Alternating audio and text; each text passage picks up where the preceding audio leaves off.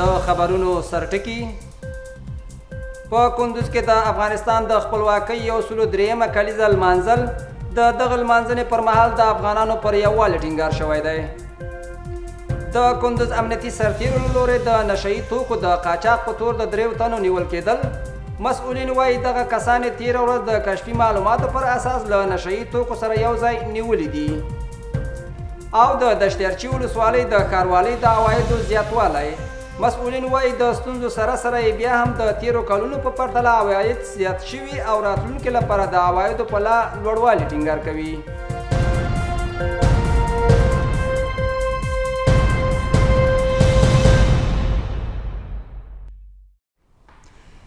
د کندوز ملي راډیو تلویزیون درنو لیدونکو په سلامونه او نیکو هیلو هرکلی کوم. پام وکړئ د دې مهال خبري ټولګې ته.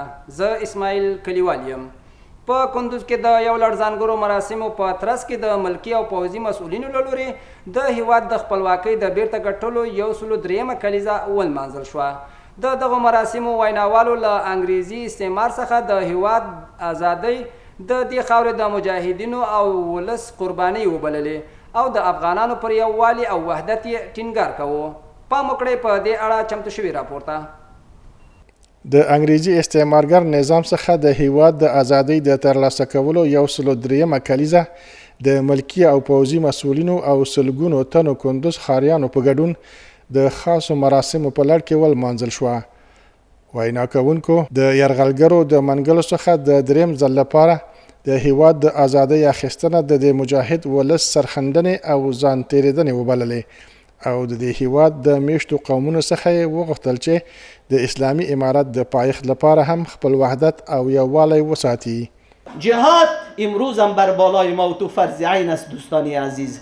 امی که امروز جنگ اقتصادی روان است، جنگ سیاسی روان است و جنگ است که علیه ما و تو روان کرده.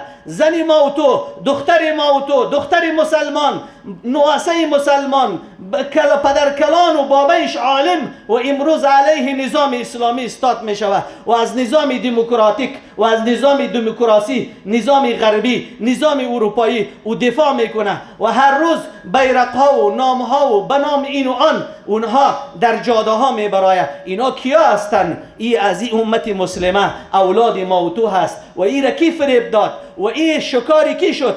شکار دموکراسی، شکار آزادی و شکار دنیای غرب شد.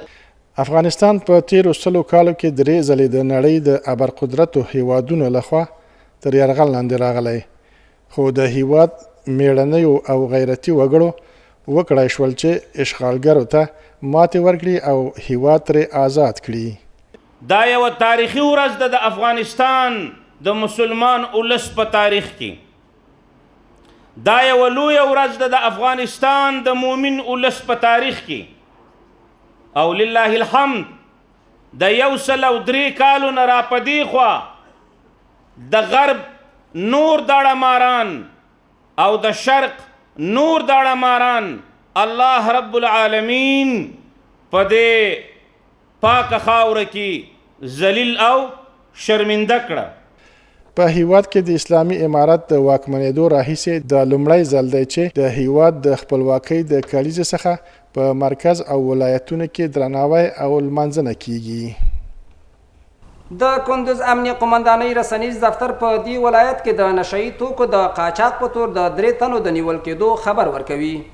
دوی وایي دغه کسان د نشهیي توکو پر وړاندې د مبارزې مدیریت مسؤلینو د یو لړ کشفي معلوماتو پر اساس نیول شوي او یو شمېر نشهیي توکي هم ترې ترلاسه کړي دي. د کندوز امنیه قومندانۍ رسنیز دفتر وایي امنیتي سرتیرو یې په دې ولایت کې 3 تنه د نشهیي توکو د قاچاق په تور نیولي دي. رسنیز دفتر زیاتوي دغه کسان چې دوی د ننګرهار ولایت د اچین ولسوالۍ او دریم د کندوز ولایت اوسیدونکی دی. د امنیه قومندانۍ د نشهیي توکو پر وړاندې د مبارزې مدیریت د کشفي معلوماتو پر اساس هغه مهال د نشهیي توکو د قاچاق په تور ونیول شول چې له ننګرهار ولایت څخه نشهیي توکي کندوز ولایت ته رالیږدول. دوی وایي دغه کسان موخې ته له رسېدو وړاندې د امنیتي ځواکونو لخوا په کندوز ولایت کې نیول شوي دي. د رسنیز دفتر په حواله له دغو قاچاقبرانو څخه 2 کیلو چرس او د تابلیتکا په نامه 500 عدده د نشې ګولۍ ترلاسه شوي او د لومړنیو څېړنو پر مهال پر خپل جرم اعتراف هم کړی او د لا څېړنو په موخه به یې دوسیې عدلي او قضایي ارګانونو ته وسپارل شي. نیروهای امنیتی مدیریت مبارزه با مواد مخدر 3 تن قاچاق کننده و فروشنده مواد مخدر را در مربوطات شهر کندوز بازداشت نموده است. افراد بازداشت شده می‌خواستند که 2 کیلو چرس و 500 عدد تابلتکا را از ولایت ننگرهار به ولایت کندوز قاچاق کنند که توسط نیروهای امنیتی مدیریت مبارزه با مواد مخدر بالفعل دستگیر شدند. دا په داسې حال کې ده چې څو ورځې وړاندې هم د امنیه قمندانۍ له لورې په دغه ولایت کې یو شمېر کسان د جنایي جرمونو او د نشهیي توکو د پلور په تول نیول شوي وو. کندوز ولایت کې د 2 لویو اورلګېدنو د لا زیاتې سوځېدنې او تاوان مخه نیول شوې ده. د کندوز امنیه قمندانۍ رسنیز دفتر په راستول شوي خبرپاڼه کې ویلي دغه اورلګېدنه تېره ورځ د کندوز ښار خوجمشت د سیمې په یو کور او د امام صاحب ولسوالۍ شیرخان بندر د سکرو په یو انبار کې رامنځته شوي وي. دوی زیاته کړې دغه اورلګېدنو خلکو ته مالی تاوان اړولی خو ځاني تلفات له ځانه سره نه لري. د کندوز امنیه قمندانۍ رسنیز دفتر په حواله دغه اورلګېدنه د زغالو په یو ستر انبار او د اوسېدنې په یو کور کې رامنځته شوې وه چې د کنټرول له زیاتو سوځېدنو او تاوان مخه د اطفایې په مرسته نیول شوې. د کندوز ښار د 4مې حوزې اړوند نواباد خواجه مشهد سیمې د اوسېدنې په یو کور کې د برق شارتۍ له امله اورلګېدنه رامنځته شوې چې هممهاله د اطفایې مدیریت پرسونل ساحې ته ورسېدلی او د اور د پراختیا مخه یې نیولې. په ورته مهال د کندوز ولایت امام صاحب ولسوالۍ د شیرخان سرحدي بندر ښارګوټ کې د سکرو په یو ستر انبار چې د ګاونډ هیواد تاجکستان څخه د ترانزیت لپاره راوارد شوي اورلګېدنه رامنځته شوې چې هممهاله د یادې ولسوالۍ د شیرخان بندر اطفایي امریت کارکوونکي ساحې ته رسېدلي او د لا زیاتې سوځېدنې مخه یې نیولې ده. کلیپ عبیدالله عابدي د کندوز امنیه قمندانۍ مطبوعاتي مسؤل. د اطفایي مدیریت د مسؤلینو په وینا په یادو اورلګېدنو کې چاته کوم ځاني زیان نه دی رسېدلی او مالي خساره 50,000 افغانۍ اټکل شوې چې د 1.5 میلیون افغانیو په اندازه د لا زیاتې سوځېدنې او خسارې مخه نیول شوې. د کندوز ولایت امنیه قمندانۍ د اطفایي مدیریت د فعاله او خارقه کارکوونکو په هلو ځلو د 2 لویو اورلګېدنو چې یوه د یاد ولایت امام صاحب ولسوالۍ شیرخان بندر سرحدي سیمه کې د زغالو په یو انبار کې رامنځته شوې او دومه د کندوز ښار 4مې امنیتي حوزې اړوند نواباد خواجه مشهد سیمه کې د اوسېدنې په یو کور کې د برق د شارتۍ له امله رامنځته شوې. دا په داسې حال کې ده چې څه موده مخکې هم د شیرخان سوداګریز بندر د سکرو په لوی انبار کې اورلګېدنه رامنځته شوې وه چې هممهاله د اور وژنې امریت له خوا د ډېرو خساراتو مخنیوی پکې شوی و. د دشتیارچي ولسوالۍ ښاروالۍ مسؤلین د اسلامي امارت له بریا وروسته په دې ولسوالۍ کې د ښاروالۍ د عوایدو د زیاتوالي خبر ورکړی دی. د دشتیارچي ولسوالۍ ښاروال وایي له ځینو ستونزو سره سره بیا هم توانېدلي چې په روان مالي کال کې د عوایدو د بیلابیلو سرچینو څخه په سلګونه زره افغانۍ راټولې کړي او افغانستان بانک ته تسلیم کړي.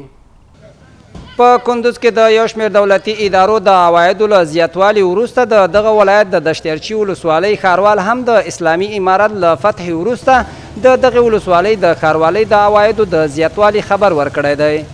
د دشتیارچي ښاروال وایي په روان مالی کال کې د دوی عواید سلګونو زرو افغانیو ته رسیدلي او له عوایدي سرچینو نه په شفاف ډول د عوایدو د راټولولو هڅې دوام لري.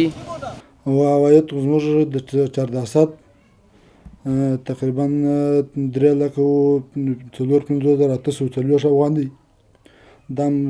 دا عواید د صفایي دي او د 400 د جواز لاسته راوړنو خو لرو 5,410,000 او 642 افغانۍ او د 401 عواید مو تر اوسه نه دي تکمیل او پیشمنډي د بودیجې مو کړې ده 11,110,000 او 615. بل خو بیا د دشتیارچي ښاروال وایي چې دوی له ګڼو ستونزو سره مخ دي هغه د وسایطو نشتوالی او د دشتیارچي ښار خرابوالی یو له هغو ستونزو څخه ګڼي چې د یادې ولسوالۍ ښاروالۍ پر وړاندې پرتې دي. د ښار د پروژې د بیا رغونې په باره کې زموږ ولسوالۍ چې مکمل تخریب و، مازار مکمل تخریب و، دا دوه بندر اماس او کندوز دا مکمل تړلي وو، نو دوکانونو سر بیرته جوړ کړه او زموږ دوکانونه خام جوړه پاخه مو جوړ کړه او د ښاروالۍ دفتر او د چوک دا هم د سره مکمل ترمیم کړه جوړ مو کړه، مخکې تخریب و خراب. ستونزې مو دا چې موږ د کثافات د وړلو دپاره موټر او بازار کې د پاشۍ لپاره موټر نه لرو، دا ستونزې لرو. د دشتیارچي ښاروال په داسې حال کې د خپلو عوایدو د زیاتوالي خبر ورکوي چې په روان مالي کال کې د کندوز ولایت د یو شمېر دولتي ادارو په عوایدو کې زیاتوالی راغلی دی. په کندوز کې پر 100 اړمنو کورنیو د خوراکي توکو مرسته وویشل شوه. مسؤلین وایي دغه مرستې د سروري مرستندویه بنسټ لخوا له هغو بېوزلو او اړمنو کورنیو سره وشوې چې اقتصادي وضعیت یې ښه نه و او بیړنیو مرستو ته یې اړتیا لرله. دا په داسې حال کې ده چې وړمه ورځ هم د یونیسیار دفتر له لورې د دې ولایت پر سلګونو اړمنو کورنۍ نغدي مرستې وویشل شوې او مسؤلینو یې د دغو مرستو پر دوام ټینګار کړی و. په کندوز کې له اړمنو کورنیو سره د بشري مرستو پر دوام تېره ورځ د سروري مرستندویه بنسټ له لورې د دې ولایت پر 100 اړمنو کورنیو خوراکي توکي وویشل شول او هرې کورنۍ ته یې یوه بورۍ اوړه ورکړي دي. د دغه بنسټ مسؤلین په داسې حال کې له دې بېوزلو او اړمنو کورنیو سره مرسته کوي چې له دې وړاندې هم د دې ولایت پر بېوزلو کورنیو د خوراکي توکو سربیره نغدي پیسې ویشلې وې. ما مواد غذایی و پول نقدم توزیع کردیم قبلا از برج اقرب تا برج هوده. ما تقریبا تعداد 800 فامیل مواد غذایی توزیع کردیم برشان. صرف از برج هود تا آل را فعلا که برج اسد است ما تقریبا بدون از اینکه آل فعلا ما 100 بوجیار توزیع میکنیم برای مردم نیازمند. ما تقریبا در ماه مبارک رمضان در اول ماه مبارک رمضان در این صحنه به تعداد 100 نفر از کسایی که غلطک میچرانند کارگرایی که در سر چوک هستند اون را جمع‌آوری کرده و از اینجا برایشان ما مبلغ پول نقد توزیع کردیم و در عید رمضان به تعداد 20 نفر از فامیلای که مریض بودند به عیادتشان رفتیم و پول نقد توزیع کردیم و همچنین در عید قربان به تعداد 60 فامیل ما که کسایی که قربانی نکرده بودند برایشان گوشت قربانی توزیع کردیم. په همدې مهال بیا دغه کورنۍ چې له دې بنسټ څخه یې مرستې ترلاسه کړي خوښي څرګندوي او د کندوز له بېوزلو او اړمنو کورنیو سره په لا زیاتو مرستو ټینګار کوي. دلته موږ حاضري وکړه دغه بنیاد خیري سروري په نامه باندې چې ډېر ښه کومک یې وکړه. الله رب العزت دوی ته اجر ورکړي چې د هر ځینې دا کومک کېږي.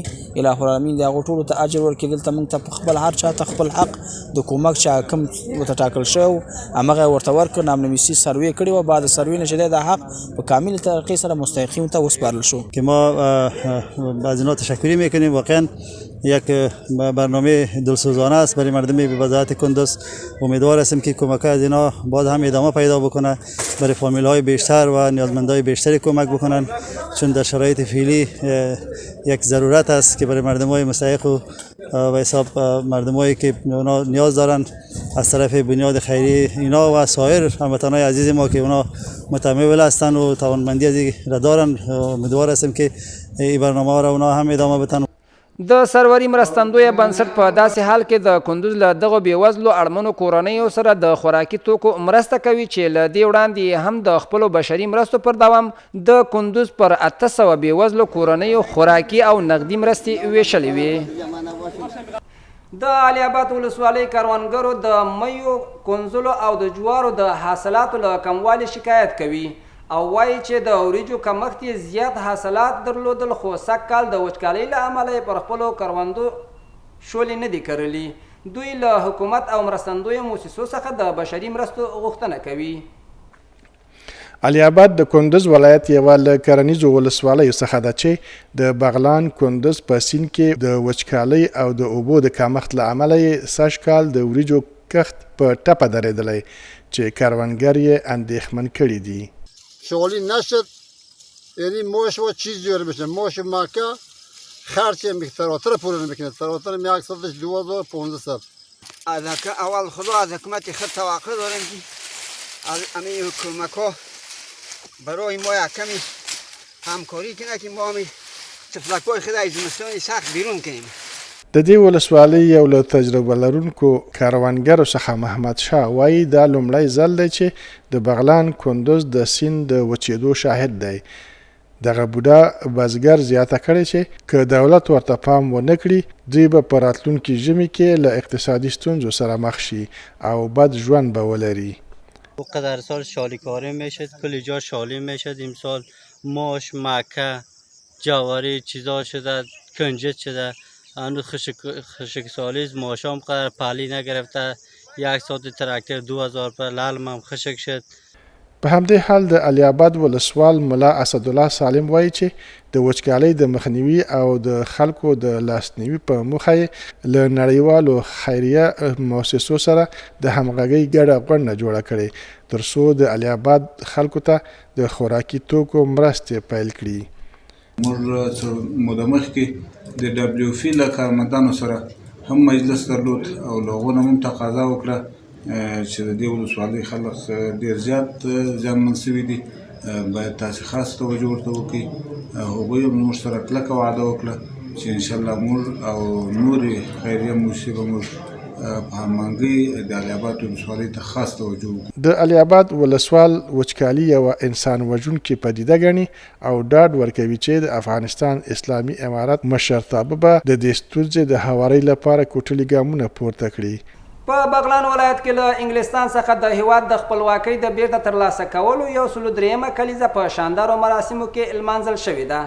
د دغه غونډې ویناوالو افغان ملت یو آزاد او مجاهد ملت بللی او زیاته کړې ده چې افغانان د ولسونو په یووالي او په میړانه تل د اشغالګرو پر وړاندې درېدلي، مبارزه یې کړې او هغوی په زور له خپل هیواد څخه شړلي دي. زما همکار صفی الله سلیمان خیل له بغلان ولایته په دې اړه جزئیات رالیږلي دي. افغانستان په 1298 هجري لمریز کال د زمري په 28مه له انګریزانو خپلواکۍ ترلاسه کړه چې دا ورځ هر کال د هیواد په ټولو ولایتونو کې په بیلابیلو مراسمو نمانځل کیږي. استقلال را ملت ما از آن خود کرده. امروز ما با بالای نیاکان خود، با بالای پدران خود افتخار میکنیم. اونها بودن که برای ما استقلال و آزادمنیشی را درس دادن. اگر اونها غلامی را قبول میکردن امروز ما در مقابل امریکایا استقامت کردن نمیتونستیم. دا افتخار الله جل جلاله د افغانستان ولس ته ور نصیب کړي. دا زموږ د فار عظیم افتخار دی. د غونډې ګډونوالو د زمري 40مه د امریکا د سقوط ورځ او د زمري 28مه د انګلستان د سقوط ورځ د افغانانو د بریا ورځ وبلله او ټولو ته د دې دو ورځو مبارکي وویله. پیروزی این ملت رنگ دیده را در برابر تجاوز، در برابر این یلغرگران در افغانستان بار سیوم که از چنگال امریکایی ها است برای همه ایتان مبارکباد میگویم. نو ټول مجاهد ولس د افغانستان ټول غیر ولس ته مبارکي وایم او دغه رقم غونډونه مونږ پوره حمایت کوو، که فرهنګي وي، که اجتماعي وي او همدارنګه که سیاسي وي. که څه هم افغانستان هیڅ کله د برتانیا د امپراتورۍ برخه نه وه، خو په 1919 کال کې د افغانستان او برتانیا ترمنځ د تړون له لاسلیک وروسته افغانستان له برتانیا څخه خپله خپلواکي ترلاسه کړه. وروستی خبر همدا چې د خپلواکۍ د بیرته ترلاسه کولو د 103م تلین په ویاړ د کندوز کرکټ بورډ ادارې لخوا د کرکټ سیالۍ ترسره شوې. دغه سیالۍ تېره ورځ د کندوز او مزار شریف د کرکټ ټیمونو ترمنځ د قهوه خانې سیمې تر څیرمه د کرکټ په لوبغالي کې وشوې او د کرکټ مسؤلین له دې سیالیو څخه موخه د افغانستان د 103م تلین لمانځل او د دواړو ولایتونو د ورزشکارانو ترمنځ د همغږۍ رامنځته کول په ګوته کړي دي. روغه سټه شتمني ده. هغه ځوانان دي چې د خپلواکۍ بیرته ترلاسه کولو 103 تلین په ویاړ د کرکټ لوبه ترسره کوي. په دغه لوبه کې چې د مزار شریف ښاروالي ټیم د کندوز مرکزي ټیم په وړاندې لوبېده، د مزار شریف د ښاروالي ټیم وشو کړی سیریز 2 د 1 پر وړاندې په خپله ګټه ولوبوي. د مزار شریف د ښاروالي ټیم کپټان د کندوز کرکټ بورډ ادارې او خلکو څخه د مننې ترڅنګ له ځوانانو غواړي چې په دوامداره توګه د ورزش لوبو ته مخه کړي. 103 کلیزې خپلواکي په مناسبت باندې موږ او د کندوز اکاډمي ټیم سره سیریز درلودو د درای میچو چې 2 میچ اول موږ وګټو او آخري میچ هغوی وګټو. په همدې مهال د کندوز کرکټ بورډ اداري مسؤلین چې د دغې لوبې اصلي ترسره کوونکي دي د دې لوبو موخه د ولایتونو همغږي او یو بل ته نږدېوالی په ګوته کوي. وایي دا زموږ مقصد دا و د 2 ولایتونو لوبغاړو دوی انسجام او دوی راټولول تر څو په راتلونکي کې دوی یو بل سره لوبې وکړي او همدا د سپورټي کم دغه چې یو بل سره شریک کړي. له بلې خوا د دغې لوبې مینوال او لیدونکي د داسې لوبو په لاره اچول یو نیک اقدام بولي. د کرکټ بورډ ادارې او نور ورزشي څانګې غواړي چې په دغه ډګر کې لا کوټلي ګامونه واخلي. لوبې اصلي هدف دا و چې باید د خپلواکۍ ارزښتونه وپالل شي. ځوانان نن راټول شوي وو تر څو یو ځل بیا دا ثابته کړي چې په امن فضا کې موږ کولی شو ښه لوبې وکړو، د یو بل سره وګورو، د یو بل لوبو نه خوند واخلو او د خپلواکۍ هغه رښتینې معنا تجربه کړو. د کرکټ دغه سیالۍ په داسې حال کې ترسره شوې چې په کندوز کې له مودو راهیسې د ځوانانو د همغږۍ او ورزش ته د مخه کولو په موخه د ورزش بېلابېلې سیالۍ ترسره کیږي. دا وه د دې ساعت خبري ټولګه. تر بیا مو په 143 سپارم. هر چیرې چې یاست خوښ او ښاد اوسئ. الله مو مل شه.